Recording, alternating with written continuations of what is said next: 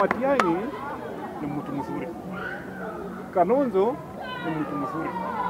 Wacha tuseme kwa wanasiasa ni wazuri, lakini wewe pahali penye uko pale, nadhani unajua pahali Kenya imetoka na pahali inaelekea.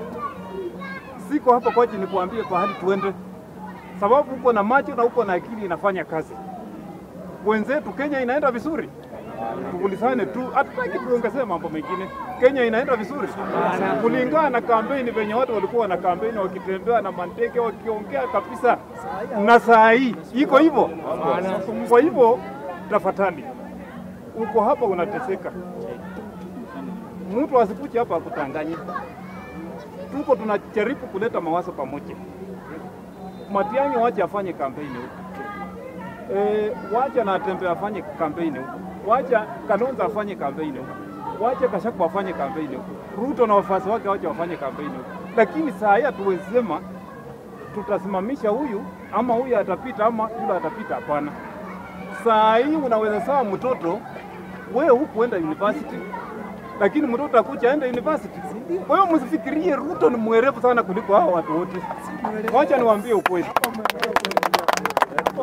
Hata nasi tunakimbia kutafuta utafiti. Ruto alisoma shule gani ina ambayo anaonekana ni mwerevu zaidi? Na niwaulize, kitambo Ruto apate PhD, kuna watu wengine walikuwa wamesoma ama yeye ndiye amekuwa kwanza kupata PhD? Alafu kitambo Ruto aende kwa uongozi, kuna wale ambao walikuwa kwa uongozi ama Ruto ndiye anatangulia kuwa pale? Kwa hiyo mtu asitutishe hapa pale. Wacha niwaeleze ukweli. Mimi natoka Kakamega kabisa na ninatembea Kenya. Nikikuja hapa hivi natulia na chificha, tunatengamana, ninapata maoni. Niko naenda kwa uwanja Western, yale ambayo tunaona Ruto hawezi penetrate Western. Wale just working upon that one. Kuna mabarabara alikuja tatizo, hakuna kitu wamefanya huko mpaka sasa. Na wale watu ambao wako kwa serikali, tuko na wazee wawili huko, wametupotosha sana. Saa hii hawana nafasi huko. Ninawaambia na mtaona. Yule Malala mnasema hapa huyo, tumeamua saa hii kama vijana. Na muangalie muandike hii tarehe. Malala ndiye kapa na wakakamaka. Mpaka mimi kwa hivyo ile kitu ambayo Ruto amekosea, mimi naenda kuwa MCA wake. Tunaenda kufanya na Malala kazi Kakamega County. Nitakuwa MCA wake. Na najua venye Malala anafikiria. Na Malala achaanza siasa na tuchaanza siasa. Wasema muangalie hii sura mtaniona kwa matelevisheni. Tuko tunaenda kukanyaka Western. Hakuna pale Ruto atapita. Siye ni kijana na hizi ni vijana. Mundu.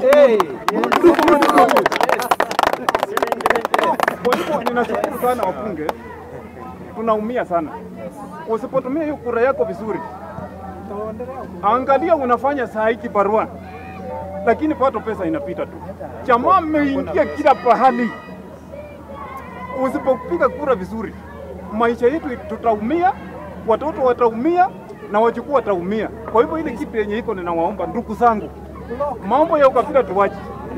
Tupige kura, tupigie pamoja kura. Tuweke pamoja mawazo yetu. Alafu tuone venye tutabadilisha. Si ni namna hivyo? Kwa hivyo siwezi enda mengi.